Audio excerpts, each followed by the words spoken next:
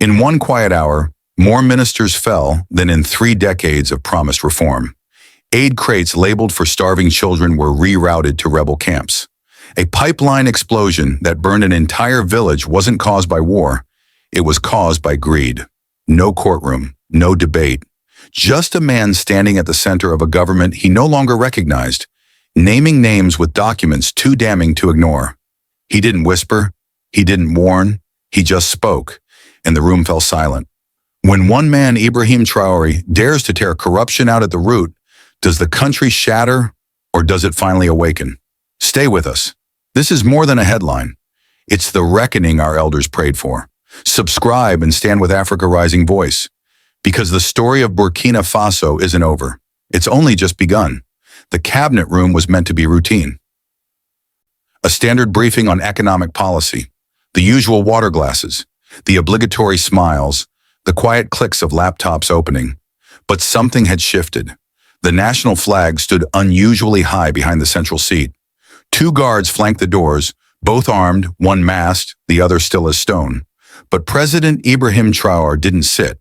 He stood with both hands pressed on the polished table, his eyes sweeping across the faces before him, some loyal, some less so. "I'm not here to negotiate," he said, his voice cold but calm. "I'm here to reveal." He dropped a thick folder onto the table. Papers spilled. One soldier walked forward, inserted a USB stick into the projector port. The screen behind them flickered. First images, desolate desert camps, rifles, satellite phones, crates stamped with logos of supposed aid organizations. And then the bombshell, a crate marked with the seal of the Ministry of Rural Development, a department under his own government. Murmurs broke across the room. One minister gasped. Another quickly looked down. "This camp," Traore said slowly, "received supplies from within this room." A name was whispered. Minister Adama Kababare. He shifted, opened his mouth, but said nothing. The president raised a finger. The screen zoomed in. A list of financial transfers, from a private bank in Dakar to an offshore account in Malta. The recipient, a firm linked to the cousin of Minister Isu Kabor. The air was thick now. Nobody moved. "For months," Traore continued, "we traced the leaks, the funding, the meetings, promises of stability at the cost of sovereignty. What kind of stability sells a nation's soul?" He walked slowly to the screen. Another image appeared, a handshake outside a compound in Abidjan, between Minister Omar Ndeye, responsible for infrastructure, and a Western ambassador. A caption read, "June 3rd, Private Security Agreement." Below it, another file, an agreement to allow foreign contractors to manage strategic road zones, bypassing all local review. Minister Ndeye stood abruptly. "This is theater," he shouted. "You have no right." Traore's voice didn't rise. "I don't need theater. I have receipts." A masked guard stepped forward as Ndeye moved toward the door. Without a word, he blocked the exit. Traore turned back to the others. "Anyone caught aiding the destabilization of this country, by action or by silence, will face justice." The next image was chilling. A heavily redacted document, until the black bar disappeared. A name appeared. Minister Musa Zundi. He flinched. Sweat glistened along his forehead. I've never seen that document," he stammered. The president turned to the intelligence officer. "Play the second tape." A voice rang out, clear, confident. "We can finalize the zones once the riots begin. Traore will have to divert the military. It's the perfect window." Gasps. One minister covered her mouth. Another whispered a prayer. "You plan the riots?" someone asked. "No," Traore said. "He enabled them. There is a difference, but the law does not care." He pulled out a new sheet of paper, 5 names printed in bold. No accusations yet, just names. A message. A pen slid across the table. One minister began to write, a resignation. Outside, the protests had already begun, but not against Traore. The signs read, "Clean the cabinet. This time, we stand with you." Inside, the silence was heavy. Traore walked slowly to the window, looking at the crowd, then back at the ministers. "We don't govern by fear. We govern by faith. Faith that our people will rise if we stop selling them out. And then quietly, for too long, we mistook order for peace, but order without justice is war with better manners. He turned back to the guards. Escort Minister Musa Zundi. Let the people decide what comes next. Zundi didn't resist. As he was led away, he hissed under his breath. You'll make enemies for this. Traore didn't look at him. I already had them, he said. Now I know their names. The door closed behind them, but the file wasn't finished. One name had yet to be revealed. The cabinet chamber hadn't recovered. The chairs were still warm from those who had just been removed. Water glasses sat untouched, their condensation dripping slowly. The faces that remained were pale, their silence louder than any outrage. Then it came, the click of a new audio file. No warning, no context, just a voice. We'll give you zones 8 and 9, but the paperwork must show public bidding. A French accent, then a reply. Deeper, colder, familiar. You'll have security escort. No local resistance if the payments are cleared. The ministers knew that voice, and the arrogance within it. The screen lit up again. A map, highlighted zones, rich in lithium and copper. Another voice broke the silence. President Ibrahim Traore, now seated, arms folded. Security aid, they called it. But this was the deal. They fund chaos. We surrender our minerals in exchange for foreign applause. He stood, walking to the screen again. A new document appeared, heavily redacted but clear enough. 30-year exclusive mining access. No local labor, no revenue sharing. And at the bottom, pending political stabilization. This, he said, holding up the paper, was never seen by our ministries.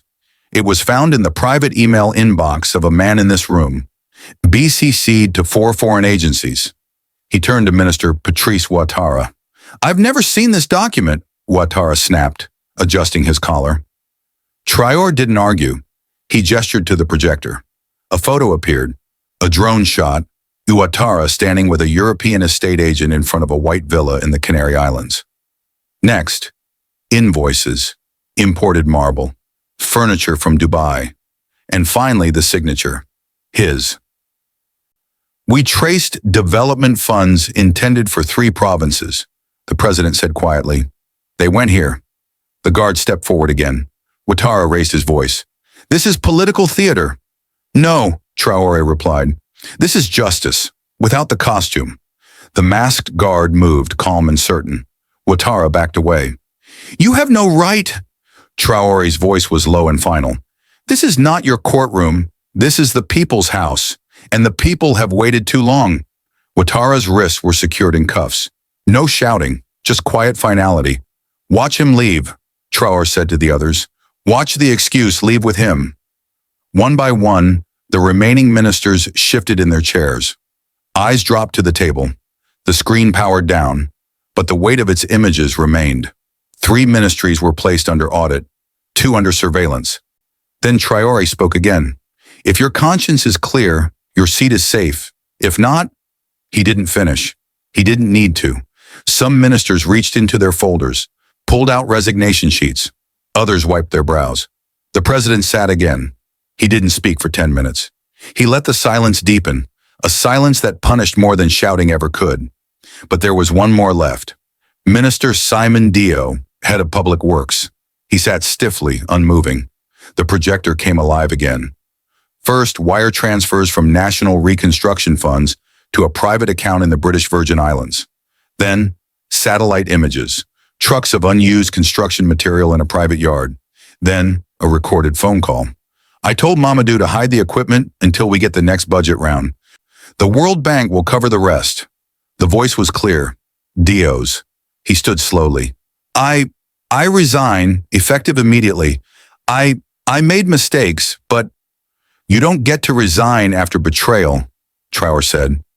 Dio panicked, turned to run. The masked soldier stepped forward, his final barrier. I'm a cabinet minister, Dio shouted. You were, Traore replied.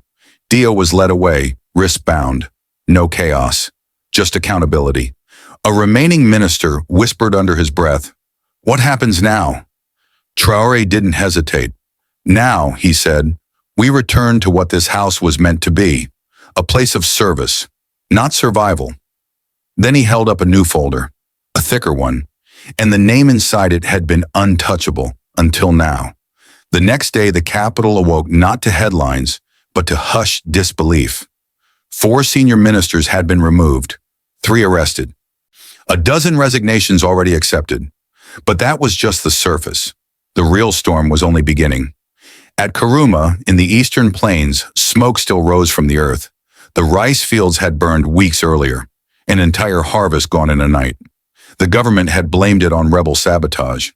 But Traore had found something different, a ruptured pipeline. Not the work of militants, but of deliberate tampering. A pressure bypass meant to divert fuel into trucks owned by a foreign logistics firm. That firm, investigators confirmed, was linked to Minister Haruna Saudogo. In a press briefing, the president held up a letter, handwritten, smudged with ash. A mother had lost both her sons in the fire. "We screamed for help," she wrote, "but they said the rebels would return, so they left us to burn." The room went silent, but the country didn't. A young journalist stood mid-conference, voice shaking. "My uncle lived there. They blamed him, said he was hiding rebel fuel. He died saving a child from the fire." She collapsed into her seat, sobbing. And then, across the nation, people began to speak. A rice merchant in Co sent a plastic bag and a receipt to the presidential office. The bag carried aid rice meant to be distributed freely. The receipt showed it was sold for 28 times its intended price. The bag bore the code of the Ministry of Social Development. Within hours, Minister Issata Traore was summoned. "You are the chain," Traore told her, "and this receipt carries your department's number." Her voice trembled. "This isn't my doing." "But you benefited," he said. Documents revealed unexplained transfers to her driver. Inflated food orders. Kickbacks. She signed her resignation with shaking hands. "What will the people think?" she asked. Traore didn't answer. "It's not about belief anymore. It's about evidence." And so, the purge became a reckoning. The janitor who once emptied bins at the ministry confessed seeing shredded memos in torn invoices. A tea vendor produced a license plate written on a napkin, one that matched a contractor under arrest. A 17-year-old intern, Mariam Drago, turned in her diary, filled with overheard details and backdoor meetings. "I didn't want to be one of them," she told Traore, "so I listened, and I wrote it all down." Her note included a silver USB, a device handed over in secret by a deputy minister during a midnight flight to Geneva. Inside it, lists of foreign payments, local collaborators, and secret contracts. The walls were closing in. Still, some tried to hide. Others ran, but many simply sat and waited for their names to be called. Then came the final confrontation. Minister Mohammadi Compare, Minister of Finance, 30 years in government, impeccable, respected, never accused. Traore had waited, but the audit didn't lie. Offshore holdings, property across Europe, kickbacks from international lenders, a vineyard, a yacht. It was the quiet ones who built the largest shadows. Traore revealed the evidence not in a courtroom, but in a university classroom. "This," he told the students, "is what we told the people we used," holding up a calculator. "And this is what we actually used," lifting the folder. The projector lit up with documents. The students didn't gasp. They got angry. One shouted, "My mother sold firewood so I could drink bottled water." Another, "He taxed bread and bought marble floors." Back at his office, Compare turned to his assistant. "It's time." He handed over a resignation dated weeks earlier. Traore accepted it silently. No farewell, no defense, no parade, just departure. In the streets, something shifted. In Burkina Faso, people began forming cooperatives. At a gold mine in Sagwaga, locals refused to abandon the site after the foreign firm pulled out. Instead, they stayed. Weighed gold in public, planted trees, shared profits. One teenage miner told a reporter, "It's not about gold, it's about dignity." And the president listened. He ordered support, tools, fuel, boots, but no executives, no foreign monitors. "They don't need permission to be free," he said. Later that week, A tailor in Bobo Dioulasso received an order. 50 hand-stitched flags, each representing a different village. They would replace the old foreign banners that had once lined the palace hall. That morning, the flags went up. Cattle, millet, sons, rivers. A little girl asked Traoré, "Where is the old flag?" "In our hearts," he replied, "but not on our contracts anymore." If you think this is the Africa our ancestors prayed for, say Africa rise in the comments. And still, there was one place left to cleanse. The courtroom. In Brussels, the room was crisp, cold, immaculate. The polished table stretched long between flags of donor nations. Soft-spoken diplomats, interpreters behind glass, leather chairs and bottled water. At the center, a seat marked Burkina Faso, and in it, Ibrahim Traoré. They spoke first, of course. "We commend your recent structural reforms," one diplomat began, sliding a folder across the table. "Development support package, $3.7 billion, 4 years, infrastructure, education, digitization, no interest, grace periods, direct grants, a dream deal," until page 19. A clause buried in vague legalese, suspension of pending investigations, protection of standing foreign contracts. Traoré closed the folder. "We don't trade dignity for development," he said. The smiles faded. "You fear poverty?" one asked. "No," he said. "I fear being remembered as the man who sold integrity for comfort." "You'll isolate your country," another warned. "No," Traoré said. "We'll finally stand alone and see who follows." He left the room. No signatures, no smiles, and the pressure began. Credit ratings dropped. French firms delayed projects. Logistics routes reassessed. A quiet choke. But inside Burkina Faso, something else happened. Other African nations took note. In Côte d'Ivoire, a parliament member asked, "What if we said no too?" In Mali, a student mural appeared, a figure walking away from gold, holding a flag. Even local media in Ghana debated, is this courage or collapse? America never commented directly, but analysts whispered the loss of leverage was dangerous. Agencies flagged Burkina Faso as increasingly unpredictable. A think tank blog posed the question, what happens when an African state sets its own terms, without us? But Traoré didn't flinch. He ordered a complete review of all foreign contracts, every clause, every loophole, every quiet betrayal hiding in footnotes. "If they want to test our resolve," he said, "let's give them an answer they didn't write." The world wasn't used to this. An African leader, sober, firm, polite, and completely unyielding. The story reached South America, then India, then Indonesia. Journalists scrambled for a label. Rebel president? Economic radical?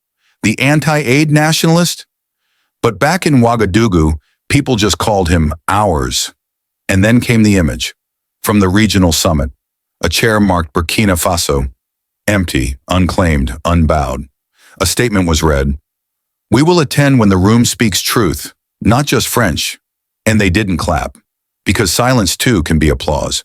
But that silence would soon break, inside a courtroom, where the names would no longer hide behind signatures. There was no parade, no national address, no victory speech from a palace balcony. When Ibrahim Traoré retired, it was the quiet that said the most. He left the way he governed, deliberately without fanfare, his boots still dusty from a village visit. The press release was one sentence long. President Ibrahim Traoré will not seek re-election. But across Burkina Faso, the meaning was thunderous. He had come not to reign, but to repair. And when the work was done, he left the chair empty. In the capital, the former corruption tribunal was transformed into the National Museum of Integrity. No gold, no statues, just stories. One exhibit, the ledger book from the community-run mine in Sagwaga.